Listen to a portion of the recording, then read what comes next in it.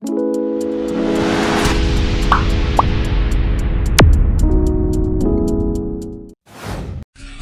yang pegang trofi Piala Dunia ini namanya Sheikh Hamad bin Khalifa Al Thani.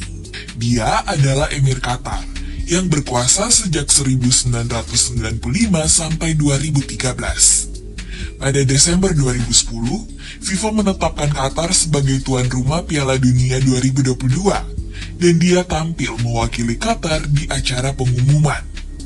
Penunjukan Qatar seketika memantik kontroversi, dan selama prosesnya pun kabar buruk terus bermunculan. Tapi di luar itu, kenapa sih Qatar nyalonin diri jadi host Piala Dunia? To organize the 2022 FIFA World Cup is Qatar.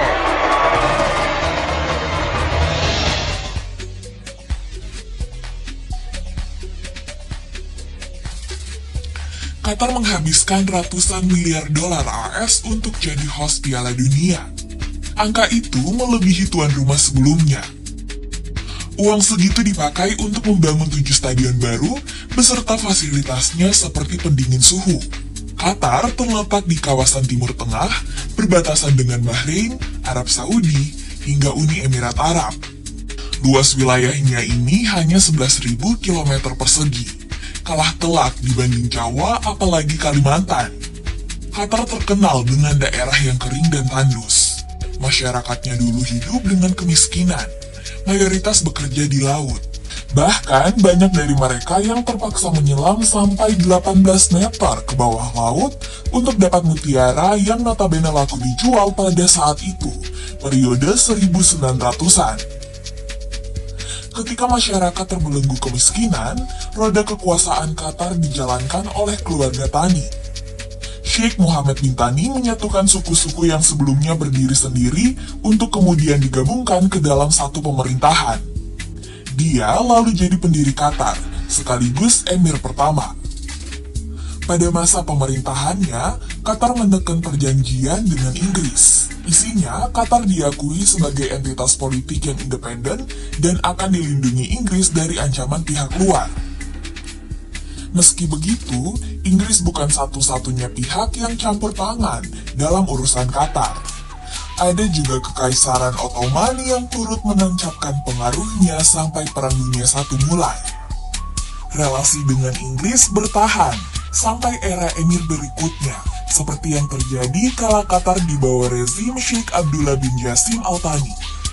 Dia menyepakati perjanjian dengan Inggris yang tertuang dalam Anglo-Qatari. Ada beberapa poin penting di kesepakatan ini, seperti Qatar yang bernaung di bawah administrasi Inggris, serta izin untuk Inggris dalam eksplorasi minyak dan gas.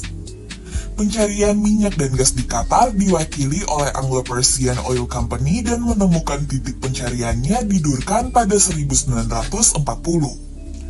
Penemuan di Durkan menuntut pada eksplorasi lebih masif lagi, periode 1960 sampai 1970-an, ditandai dengan masuknya Shell serta dibentuknya Qatar Petroleum. Di waktu hampir bersamaan, Qatar juga mendeklarasikan kemerdekaan dari Inggris, tatkala roda pemerintahan dijalankan oleh Sheikh Khalifa bin Hamad Al Thani. Dengan begitu, kuasa Qatar kian besar, terutama dalam konsesi migas. Kontrol penuh terhadap migas dalam negeri menjadikan mereka pemain penting di level global.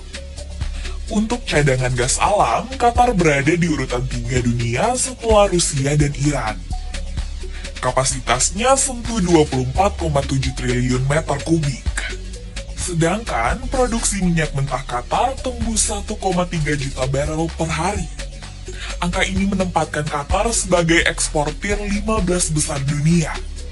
Capaian itu bikin Qatar mulai bertransformasi, dari semula wilayah gurun pasir jadi kota modern. Di level global, Qatar juga perlahan tancapkan hegemoninya. Semua sekali lagi dilakukan dengan migas. Namun gak ada yang abadi di dunia ini, termasuk migas. Meski menjanjikan cuan untuk negara, penggunaan migas diproyeksikan bakal berkurang seiring kuatnya tekanan untuk beralih ke energi ramah lingkungan.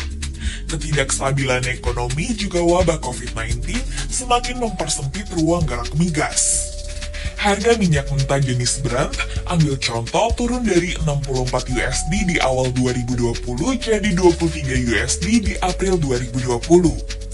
Kondisi ini lantas jadi tantangan untuk negara penghasil migas di Timur Tengah, dari Bahrain, Oman, Arab Saudi, Kuwait, sampai Qatar. Arab Saudi sendiri misalnya, sudah meluncurkan rencana mengurangi ketergantungan akan minyak. Di bawah komando Pangeran Muhammad bin Salman, Saudi meluncurkan visi 2030. Isinya menggenjot pendapatan negara lewat sektor-sektor di luar migas, seperti rekreasi, turisme, sampai infrastruktur. Alokasi dana yang disediakan bervariasi, dari 3,7 sampai 20 juta USD. Nah, ini juga yang dilakukan oleh Qatar. Mereka meluncurkan visi 2030 untuk mempercepat ekonomi dengan modal di luar migas. Laporan BBC pernah menyebut bahwa lembaga investasi pemerintah Qatar keluarkan 40 miliar pounds untuk investasi di sejumlah properti di Inggris. Gak cuma itu, Qatar juga mengakuisisi brand fashion terkemuka, Valentino, dan rumah produksi Hollywood Miramax, atau jadi sponsor klub bola. Negara ini juga membeli klub Paris Saint-Germain dan menjadikannya tempat para pemain bintang. Ambisi Qatar seperti nggak terbendung ketika mereka mencalonkan diri jadi tuan rumah Piala Dunia. Mengambil peran sebagai host acara olahraga akbar adalah lompatan penting bagi Qatar dalam merealisasikan visi 2030. Yang perlu kamu tahu, Piala Dunia hanya satu dari puluhan event olahraga internasional yang Qatar persiapkan sejak 2004. Artinya, Qatar masih akan terus berlari. Kalau kata analis, totalitas Qatar kali ini punya muara, yakni demi visibilitas dan pengaruh di kancah internasional. Qatar nggak ingin dinilai sebagai negara mediocre yang hanya bergantung pada hasil migas. Tapi totalitas Qatar seperti menerabas semua batasan, dari menyuap elit-elit FIFA sampai tutup mata dengan dugaan tewasnya ribuan pekerja konstruksi Stadion Piala Dunia.